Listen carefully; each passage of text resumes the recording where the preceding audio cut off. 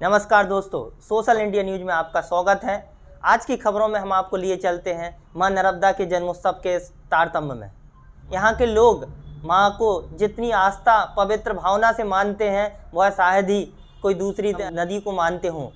यहाँ के लोगों में मां नर्मदा के प्रति अटूट आस्था का विषय बना हुआ है। साथ ही साथ जब जन्मोत्सव उनका आता है तो यहाँ पर भव्यता के साथ साथ एक ऐसी रौनक पूरे शहर वातावरण में छा जाती है कि वो है अद्भुत नज़ारा के रूप में प्रस्तुत होता है। गाडावारा तहसील जो नरसिंहपुर की है, यहाँ पर चुनरी यात्रा का भी आयोजन किया जाता है। भव्य चुनरी यात्रा निकाली जाती है, शहर के मुख्य मार्गों से निकाली जाती है, जो कि बसंत पंचमी पर निकलती है। इसकी तमाम जानकारियों के लिए हमारे साथ नर्मदा भक्त सेवा मंडल के सदस्य के रूप में राव संदीप सिंह जी से हम जुड़ रहे हैं। स्वागत, वंदन, अभिनंदन जी। नमस्कार नरमदेहर आशीष जी। और आपसे जानना भी चाहता हूं कि जो मां नर्मदा का इस वर्ष आपके नर्मदांचल क्षेत्र में यह अवसर नर्मदा जयंती का आ रहा है, उस पर क्या विशेष है? इस बार जैसे आप सभी जानते हैं कि 28 जनवरी 2023 को हम सबकी आस्था के केंद्र मां नर्मदा जी की जयंती का कार्यक्रम है। हमारे संपूर्ण नर्मदांचल में इस पर्व को जन जन के पर्व के रूप में मनाया जाता है। सभी घाटों पर दीपदान, भंडारे, चुनरी अर्पण जैसे काफी सारे आयोजन होते हैं। इस संदर्भ में हमारे गाडावारा नगर में भी बरसों पुरानी परंपरा के अनुसार 26 जनवरी बसंत पंचमी के पावन पर्व पर नगर में चुनरी यात्रा का आयोजन किया गया है, जो नगर के विभिन्न मार्गों से होती हुई छाव घाट पर समापन होगी। इसके उपरांत 28 जनवरी नर्मदा जयंती के अवसर पर काफी बड़ा एक विशाल भंडारा ककरा घाट पर आयोजित होता है। वहां पर भंडारे के आयोजन के पश्चात दीपदान, महाआरती के बाद चुनरी अर्पण का कार्यक्रम संपन्न होगा। नर्मदा चुनरी यात्रा क्या विशेष है? नर्मदा चुनरी यात्रा चुनरी में विशेष ये होता है कि गाडावारा नगर के कोई भी राजनीतिक दल के व्यक्ति हो, चाहे किसी समाज के व्यक्ति हो, इसके अलावा कई अन्य धर्मों के मतावलंबी हो, सभी लोग एक गिरफ्तार के इस कार्यक्रम में सम्मिलित होते हैं। समान भाव से सभी लोग इस चुनरी यात्रा में लगते हैं और संपूर्ण नगर में जगह जगह इस यात्रा का स्वागत होता है, अभिनंदन होता है और इस यात्रा के माध्यम से पूरा नगर एक आस्था के केंद्र में एकजुट हो जाता है। कितने मीटर, कितने फुट की होती है चुनरी? निरंतर 8 वर्षों के आयोजन हो रहा है। इस वर्ष भी 251 मीटर की चुनरी मां नर्मदा जी को अर्पित करने के लिए सूरत से बुलवाई गई है, जो एक ही लाट में होती है और 251 लगभग 850 फीट के लगभग। 850 फीट और जी। लाट में वास्तव में आपकी जो श्रद्धा है मां नर्मदा के प्रति और आपकी जो समिति की आयोजन है वह शायद ही मध्य प्रदेश में अद्भुत है। और मध्य प्रदेश में मां नर्मदा एक आस्था का केंद्र बनी हुई है। मां नर्मदा पर आप अगर कुछ कहना चाहें, कह सकते हैं क्या?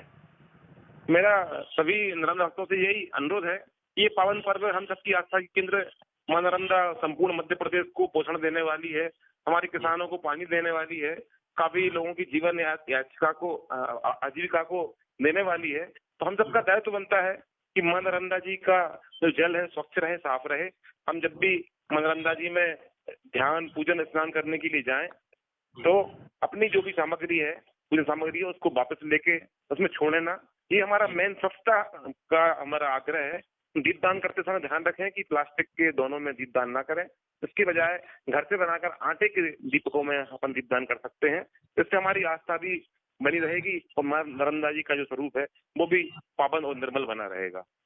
बहुत सही संदेश आपके द्वारा दिया गया है कि हम आस्था को तो जिंदा रखें, साथ ही साथ में पर्यावरण के विचार से भी सोचें। और अगर आटे के दीपक से हम अगर उससे दीपदान करते हैं तो वो आटा भी कहीं ना कहीं वहाँ पर जो जलीय जीव होते हैं, मछली वगैरह, उनके लिए एक भोजन का भी विकल्प हो सकता है। और बिल्कुल। आपसे और समझना चाहेंगे विस्तार से कि मां नर्मदा जो कि मध्य प्रदेश के लिए एक अद्भुत नदी और मां आस्था से जुड़ा हुआ केंद्र माना जाता है। बाकी दूसरे राज्यों में हम देखते हैं कि उनके यहाँ अकाल एवं सूखा जो पड़ता है, जल स्तर बहुत ही निचले स्तर पे आ चुका है। कई विसंगतियां हम महाराष्ट्र में भी देखते हैं, ऐसे कई वहाँ पर विसंगतियां आती हैं जल को लेकर। क्या यहाँ के लोगों को जल की महत्वता का ज्ञान होना या बोध कराना आवश्यक है आज के समय में क्या?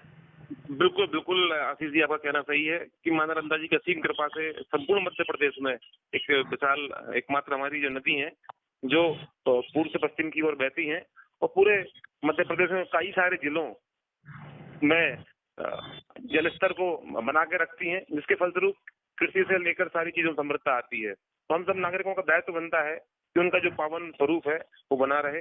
इसके लिए काफी सारी समितियां और सरकारें भी प्रयास कर रही हैं कि मां नर्मदा के स्वरूप को बनाए रखने के लिए आम नागरिकों की महती भूमिका होती है। इन पर्वों पे स्वच्छता के साथ साथ इसके अलावा हम नर्मदा नदी के किनारों पर वृक्षारोपण करें, जिससे बढ़ता जल आकर्षित होकर नदी के जलस्तर में बढ़ोतरी हो। ये भी एक महत्वपूर्ण काम हम सब लोग करें। पिछले वर्षों में सरकारों ने भी इस संबंध में प्रयास किया है, लेकिन अकेले सरकारों के प्रयासों से यह बड़ा कार्य हो नहीं सकता है। इसमें सभी नागरिकों की समान रूप से भूमिका निभानी होगी। इसके अलावा एक आग्रह और अभी सरकारों ने भी किया है और किसान लोगों को भी करना होगा कि जो नर्मदा नदी के किनारे के जो खेत हैं, वो खेत के जो किसान हैं वो प्राकृतिक खेती करें, जिससे जो बाजू में जो खेती होती है, नर्मदा नदी के कछाव में जो खेती होती है, यदि उसमें हम किसी कीटनाशकों का प्रयोग करते हैं या कोई रासायनिक खादों का प्रयोग करते हैं तो वो बहकर नदी में जाती है, जिससे न केवल नदी प्रदूषित होती है बल्कि नदी का जलीय जीवन भी प्रभावित होता है। तो इस ओर भी ध्यान देने की आवश्यकता हम सभी श्रद्धालुओं को है। बहुत सही और सटीक आपने विश्लेषण करके ही बताया कि अगर आसपास के जो भी खेत वगैरह अगर अजैविक खेती कर रहे हैं तो वो कहीं ना कहीं सीधा उसका प्रभाव मां नर्मदा पर पड़ रहा है और उसके साथ में जो जलीय जीवन यापन कर रहे हैं और उनके स्वास्थ्य पर भी इसका पड़ता होगा। हम लोग उस पर देखते नहीं है, महसूस नहीं करते कि उन पर क्या प्रभाव पड़ रहा है, लेकिन अगर छोटी अगर ऐसी हम उन चीजों को खत्म करते चले जाएंगे तो मां नर्मदा का जल और अस्तित्व दोनों ही मध्य प्रदेश में बना रहेगा। आपका सोशल इंडिया न्यूज में जुड़ने के लिए बहुत बहुत धन्यवाद। जी धन्यवाद। नर्मदे वास्तव में हमें और समाज को जागरूक करने की दिशा में कार्य करना चाहिए। मां नर्मदा का जो असीम कृपा, असीम स्नेह, असीम आशीर्वाद यहाँ के मध्य प्रदेश के वासियों को मिल रहा है। जहाँ जहाँ से मां नर्मदा जिस राज्यों में जाती है उन राज्यों को मिल रहा है, तो उसको बनाए रखने के लिए उसके लिए आज के समय में हम आप सबको संकल्प लेना पड़ेगा। मां नर्मदा स्वच्छ रखें, साथ ही साथ उनकी लिए जो हम कर सकते हैं, पौधारोपण कर सकते हैं, आजू बाजू के खेतों में जैविक खेती करें। ऐसे तमाम बिंदुओं पर हम मां नर्मदा और सहायक जो भी नदियां उनका अस्तित्व बचाए रखने में हम आपकी ओर से सहभागिता दर्ज करा सकते हैं। सरकार शासन एक समय एक स्तर तक कार्य करता, लेकिन जब आम जन उस पर अपना ध्यान केंद्रित कर कार्य करता है तो वह एक मिसाल, और मिसाल के साथ साथ वह एक ऐतिहासिक कदम के रूप में निकल कर आता है। आज की परिचर्चा में बहुत बहुत धन्यवाद। बढ़ते हैं सोशल इंडिया न्यूज की अगली खबर की ओर। धन्यवाद।